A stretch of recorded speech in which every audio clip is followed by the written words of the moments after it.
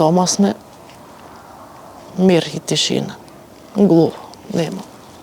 Немаме тема, немаме друго. Секој ќоши ти подсеќа на него.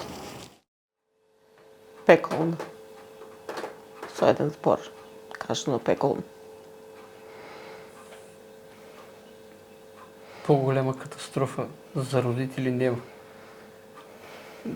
Да ти ја земе некој днината, младост, среќата, радост, се што е умало, ни отиде во 2025 година.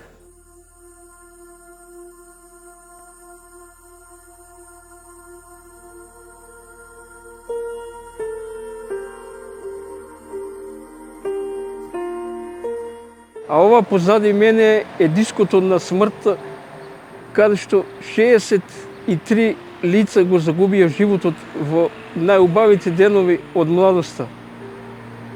Ова е диското Пулс, диско познато во јавноста по трагедијата, а непознато по криминалот што се правил во него. Излагај! Запали се Пулс!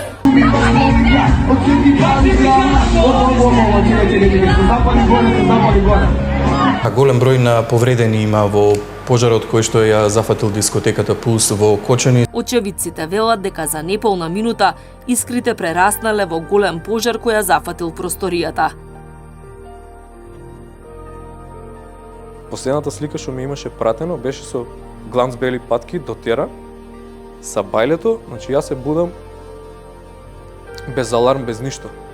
Уште темно беше, стварно не се сеќавам колку беше саат. И гледам неколку пропуштени повици, отварам чето со него и гледам ми ги праќа истите патки, крвави и црни. Во болницата беа донесени голем број на млади лица без знаци за живот.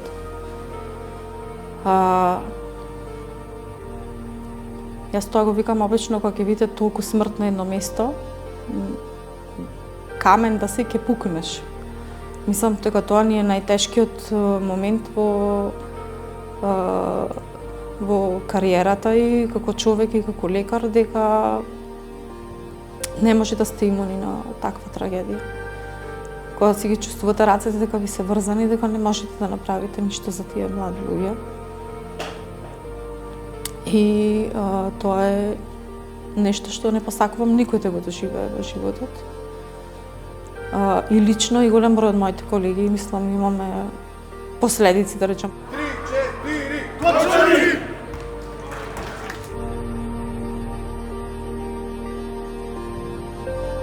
Да, ово беше еден мал гест од нас повредените до жртвите што на несреќа ги нема. Благодарност до докторката што ни даде подршка за овој настан. Ние како така успеавме нешто да покажеме и некоја благодарност да дадеме. Тоа е од нас на еден мал гест. Чест ми е што имаше многу голем број на гледачи што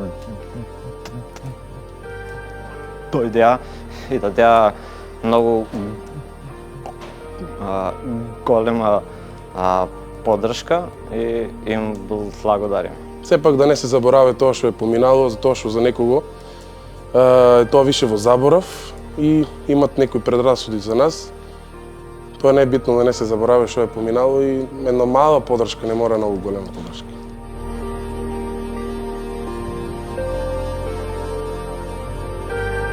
Нивните млади животи изгаснаа, данокот го платија, а ние како родители останавме само како фигури. Ни зедува младоста, среќата, убавината и днината. И сега по оваа трагедија никој не осеќа вина, никој не осеќа одговорност, никој не помислува што има направено некој што со нивното несовесно работење и непостапување професионално.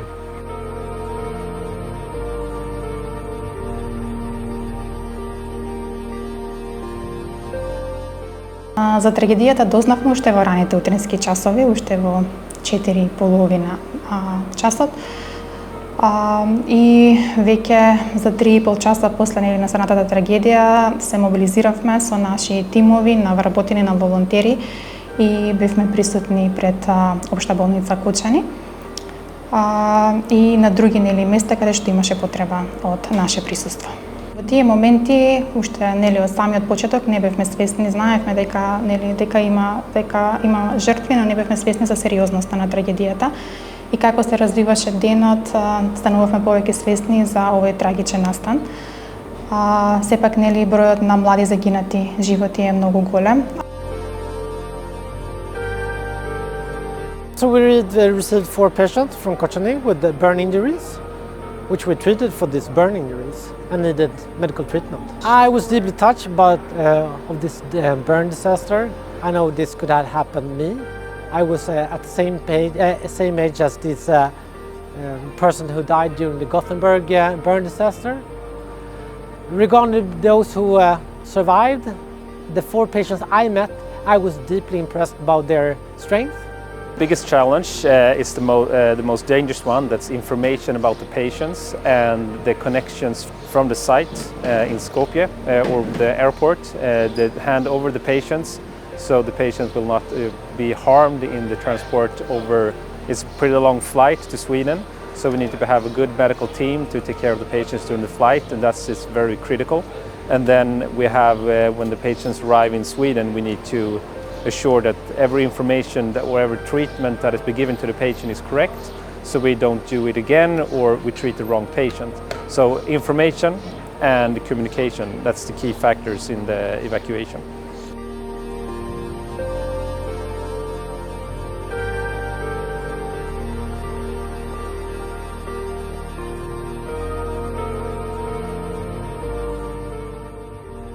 И отидовме пешки догоре до болницата. Тамо хаос. Хаос. Филм да се снима нема така може да се снима. Обезбедување, полиција, брзи помоши. Една дојде, друго отиде. Изнесат, со кожи обесени, изгорени коси. Кој без веги, кој без очи.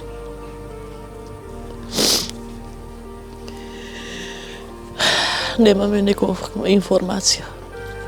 Никој ништо не знае да каже. Слоши. Не со внутре. Беше целиот здрав. Немаше никаква кревнатинка. Како што излезе таа вечер. Целиот убав. Очи му само отворени. Ја види мајка. Ще задуши. Може тука подносит нешто. Црно. Да само да може они да останат, ние да легнеме. Пред нив постоеше живот. Барем да му се испунеше желбата. Сакаше да стане познат диджеј. Беше голема жена. Мислам дека ќе успееш у тоа.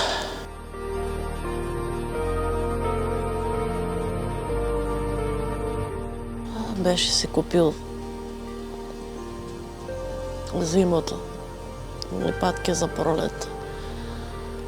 Мама, овие патки пролета ќе си ги носам со тие фармерки, со таа блуска, мамо, одговарат.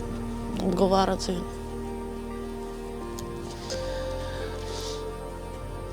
На крајот што направи? Ма ги ставивме со патките со него. Со него го погребавме. Костумот таму. Беше за една свадба. И тој костум го ставив тука. Патките што остана ги седам, тука ги донесам. И патките се со него. Само него го нема.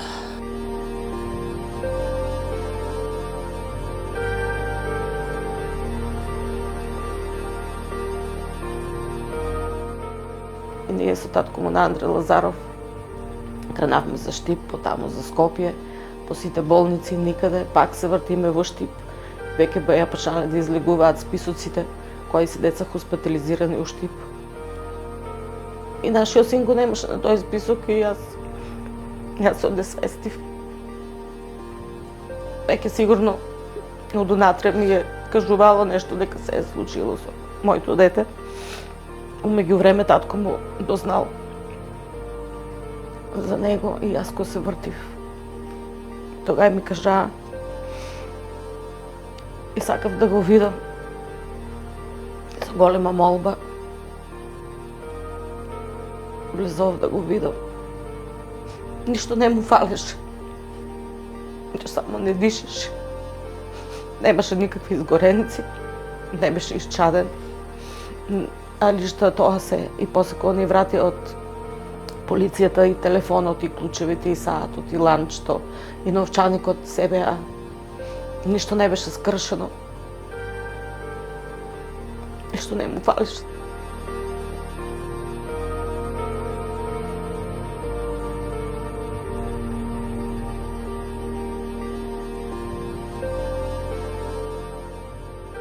Најтешки моменти беа моментите кои ќе слушневме некој дека е починал. Значи, од тоа нема потешко. За се друго знаевме дека ќе се најде решение, ќе го средеме. Дали се проблем пари, нели треба некој да го пратиме на некое лекување или те креми или било што, тука знаевме дека ќе се најде решение. Има хумани луѓе, околу тоа немавме проблем. Убаво се сеќавам за некои од информациите кога излаваат дека некој е починал во болница и од тие што мислевме дека можно е да преживеат, имавме надеж тие моменти.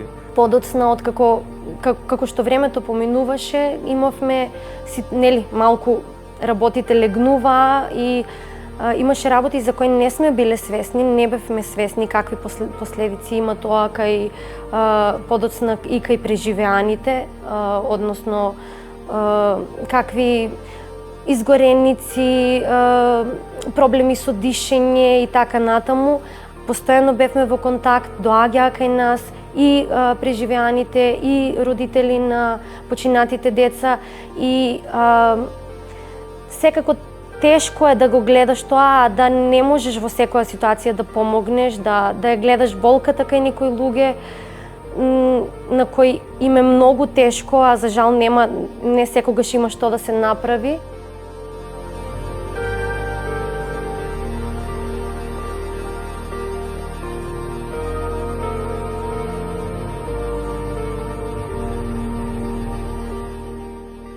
Ние стигнавме да голем дел од нив се вратат на нивните активности. Се вратија средношколците, се вратија во школа, студентите ни се вратија на факултет. Секој нив ни положен успех, затоа што го споделуваат успехот со вас. Значи, ви го разбавува денот, на крајот на денот. Значи, покрај сите обврски имате нешто убаво во денот. Мислам, покрај сите обврски исто се трудам максимум што можам да им сум достапна. Значи, да не се заборавиме зашто сум јас тука и зашто се случува се тоа што се случува, дека во основа сум заради нив. И за остатокот, нели, од градот Кочани, меѓутоа првенствено заради нив. Заради тоа што заслужуваат најдобра медицинска грижа и нега во условите кои што моментално ги имаме и кои што се трудиме да ги подобриме од ден на ден. Кај нас нормала, како што е било, никогаш нема да биде. Значи се научивме на некое ново нормално.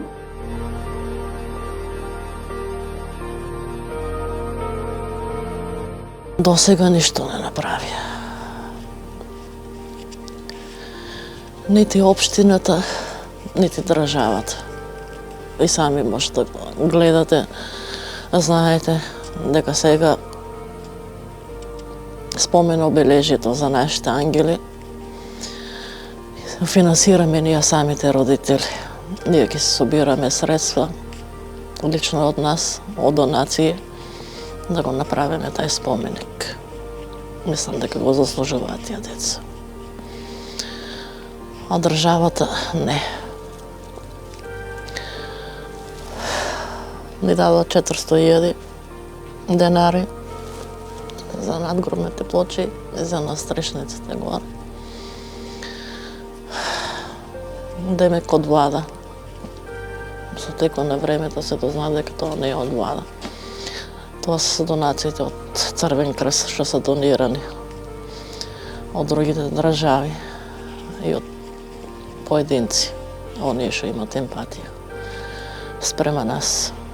Ова другото што го гледате позади нас, градењето, тук во патеката, тоа се ние сами си правиме. Што нашите пари. Мислам дека свеста на народот уште не е проработена. Да, уште што ги некои случаи што се случуваат, потоа се гледа дека не е проработена свеста на народот. По коментарите што ги читаме зашто сме ги пуштили децата во таа дискотека, бидејќи сме знаеле каква е. Ние не сме знаеле додека не се случи случката, ниту ние, ниту нашите деца. Од кај ќе знаеме? Не само дискотеката, и сите институции, државни и приватни, и тоа, кој знае зградата дали е како да кажам, безбедна, да, дали е безбедна за да влезеш или во некој маркет, што може секаде да се случи. Ние никогаш не прашуваме од надвор дали е безбедно за да влеземе. Мислам дека тие коментари не многу погаѓаат нас и не знам какви се тие луѓе што така размислуваат и што јавно го тоа искажуваат. Се бориме ради правдата, ради овие починати деца, што не го заслужија тоа. И се бориме за ините генерации, да никогаш да не се повтори. Зашто има генерации назад што треба да растат, што треба да се дружат, што треба да живеат. Највеќе ради нив, нашите веќе ги знаеме дека се. Ете тоа не одржува. Не одржува собирањето во здруженијето. Таму имаме состаноци, имаме теми на разговори и тук ово не одржува. Секој саба или секоја вечер. Голема благодарност до Малинска организација за психолошката потреба што ни ја даваа. Тие беа уште од почетокот со нас. Мислам дека ако не беа они, дека ние немаше да функционираме колку толку.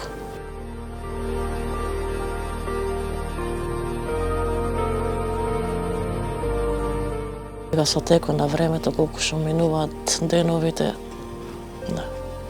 И на самите маршеви. Гледавте дека во почетокот не имаше во доволен број. Сега бројот се намалува. Остануваме сами на себе. Ама ќе се бориме. Макар и сами родителите да останеме, ќе гледаме, ќе можеме, ќе бараме да дојдеме до правда. Што децата го заслужуваат тоа. Ако не се одолжиме со правдата на децата, ќе бидеме пак виновни на некој начин. Затоа што не сме знаеле да ги заштитиме, како што не препугуват по Facebook.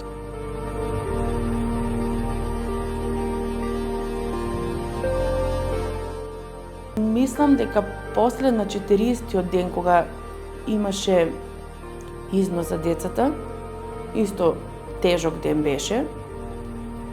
Меѓутоа, сепак младите ни дадеа пример како треба ние да се однесуваме. Значи, доволно е тоа што се го преживеале, а сепак има сила секој ден да станат, да дојдат на училиште, да ги гледат столчињата училниците кои што не беа пополнети. Значи, со тоа немавме никаков проблем. Дел од тие кои што беа потешко повредени, почнаа со настава текот оваа учебна година, значи од септември. Тие што беа полесно повредени дојдеа тука април-мај. Значи ниту еден момент не се чувствуваат отфрлено, исмеано или дека се поразлични, а има ученици кои што се со повидливи повреди. Меѓутоа, до сега кај нас никој не се има пожалено дека е отфрлен од средината во која што е. Не дека ние беме многу јаки. И на крај они спаднаа најаки. Оние завршија сите работа, младите. Кога дојдоа децата, они ги прифанаа како нормално. Баѓаат тука по 20-30 ученици, чекаа ги кога полагаа матурата, тие неколку ученици. Оти прв пат дојдеа они. Имаше на почетокот една сплотеност у градот, кога се деси целата трагедија. Тај првиот месец, првиот период после трагедијата, таква сплотеност у Кочани не имало, ја го знам, значи цел живот живееме тука, ја не сум осетил такво нешто да има. Сите луѓе со да си помагаат еден на други и да толку кога се поздравиш со некој, сеќаш го тоа близината, топлината. А после тоа другите работи што требаше да се сменат или Кочани дојде на подобро, да има некои нови работи и други работи што ќе помогнат на луѓето да живеат подобро тука, уште не се сменети, уште не се почнати. Јас лично и искрено имам потреба од сигурност, од безбедност во системот, во институциите, во државата. Мислам дека тоа колективно го изгубивме, тоа чувство на сигурност. Тешко е таа доверба да се врати назад. И чувството на идентитет е загрозено моментално, барем јас мислам, во Кочани. Младите, како што кажа и моите колеги, се гледаат надвор од државата. Мора, наша должност е да најдеме суштина во нашето постоење ваму во државата и некоја цел и да се стремиме кон таа цел, кон таа визија. Да им се даде на младите доказ дека се уште ваму постои иднина. Тоа е клучно. When the accident happened, I was also young, so there are many things I can relate to, the pain, the suffering they are going through, and the confusion they are going through. So my role was to be some kind of someone who can give them hope, to the future, that things will be okay again. And we also see and felt from the people in Kočani that we were needed, wished for, and that we did get the information of that it helped in any way. And it also helps us because, this is a long road to walk. Even if it has been 27 years, we still think about it. And we know that healing is a process. And if we can be a part of some other people's healing process, they will help us. And and because of the people in Kočani, we thought, of course, we will come again. What I've learned, everyone is grieving. Everyone's loss is their own, but in this case, in this little town, it's everyone's loss. Everyone is grieving, and that also means that everyone has to help heal, to do it together, because that's what we have said all along. No one can do anything by themselves. But just be there and be supportive. If they want to talk, you are there. If they want to laugh, you are there. If they want to cry, you are there.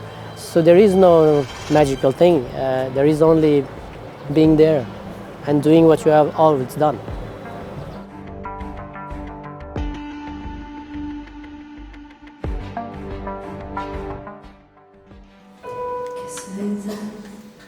Segura